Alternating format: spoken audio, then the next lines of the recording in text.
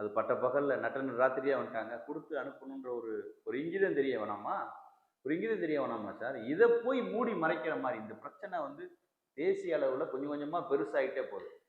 இத மூடி மறைக்கிற மாரி வந்து சபாநாயகர் அவர்கள் வந்து யாராவது எங்கேயாவது ஒரு குழந்தை வந்து இப்படி சோறு இல்லன்னு சொல்லுவாங்களா? இல்லன்னு சொல்லிட்டீங்களே! இல்லன்னு சொல்லிட்டீங்களே! அதானே பிரச்சனை. அவரு சொல்றது வந்து வியப்பா இருக்கு. அவருடைய வாயிலிருந்து இந்த மாதிரியான வார்த்தைகள வந்து தமிழக மக்கள் எதிர்பார்க்கவில்லை. ஒரு ஒரு ஆசிரியர், ஒரு மூத்த அரசியல்வாதி, எல்லாரும் வந்து நேசிக்கக்கூடிய ஒரு ஒரு கட்சியில இருக்கக்கூடிய ஒரு நபர். அப்படிப்பட்ட ஒரு பெரியவர்ட்ட இருந்து இந்த மாரி ஒரு வார்த்தைகள வந்து நாங்கலாம் வந்து விரும்பல. நேர்மறையா இருக்கணும். இதுல வந்து நடவடிக்கை தான் எடுக்கணும். தமிழக அரசானது தவறு செய்தவர்கள் மீது நடவடிக்கை எடுக்கணும். இணை ஆணையர உடனடியா கைது பண்ணணும். அவங்க பண்ணல. ம். இவங்க என்ன பண்றாங்க கோயில் தரப்புல, ஊடகவியலாளர் இத வெளிப்படுத்திட்டாரே, அவன ம். வச்சு அடிக்கணும்டா அப்படின்ட்டு நேரா போய் கமிஷனர்ட்ட போய் கம்ப்ளைண்ட் குடுக்காங்க. நாங்க என்ன சொல்றோம், அந்த கம்ப்ளைண்ட்ட எடுத்துக்கங்க. அந்த கம்ப்ளைண்ட்ல விசாரணை நடத்துங்க. 2 ஐடியா குடுப்போம். வாய்ப்பு குடுப்போம். 2 வாய்ப்பு. 1 ஊடகவியலாளர் தவறு பண்ணா அவர் மேல நடவடிக்கை எடுங்க. இல்லன்னா, அதுக்கு முன்னாடி நடந்த சிசிடிவி, விருந்து எப்ப முடிஞ்சது? ஏன் இந்த குழந்தைகள் அனுப்பப்பட்டார்கள்? எல்லாத்தையும் எடுத்து நீங்க யார் சொல்றது உண்மையோ அதுல நடவடிக்கை எடுங்க. ஆய்வு அதுக்கு பண்ணுங்க. அரசாங்கத்திற்கு துணிச்சல் இருக்கிறதா? பொது வெளியில சிசிடிவி காட்சிகளை விட முடியுமா?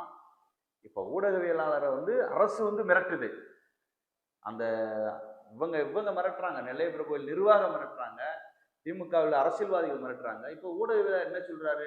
இந்த ஒரு படத்துல வடிவேலு வந்து ஆட்ட களவாண்டியான்னு ஒருத்தன் வந்து கேட்டுக்கிட்டு இருப்பான்.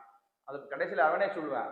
இல்ல நான் ஆடு காணாம போனி கனவு கண்டேன்ட்டு. அந்த மாரி ஊடகவியலாளர் வந்து ஒரு விளக்கம் கொடுத்துட்டு கொண்டிருக்கிறார். ம், இந்த ம், மாரி ம். வந்து நான் போனேன், என்னை திருப்பி அனுப்பிட்டாங்க. அவ்வளோதான். இதோட இந்த பிரச்சனைய விடுங்கன்ட்டு. அதுக்கு பின்னாடி அவருக்கு எத்தகைய மிரட்டல்கள், எத்தகைய வந்து அழுத்தங்கள் இருந்தது என்று எனக்கு தெரியும். அவர அங்க இருக்கக்கூடிய ஒரு சில திமுக சார்பு ஊடகங்கள சரி பண்ணி, நீங்க வந்து அந்த இதுலயே இருக்கக்கூடாது. பிரஸ் கிளப்ப விட்டு அவர நீக்குங்கங்க. இல்லன்னா அரசாங்கம் செய்தி தராது உங்களுக்கு. இல்ல நெல்லையப்பர் கோயில் நிர்வாகம் வந்து இந்த தேரோட்ட சமயத்துல 10 நாள், 15 நாள் கவரேஜ் குடுப்பாங்க. அந்த கவரேஜ் குடுக்க மாட்டோம். ஊடகத்த எப்படி மிரட்டுறான் பாருங்க.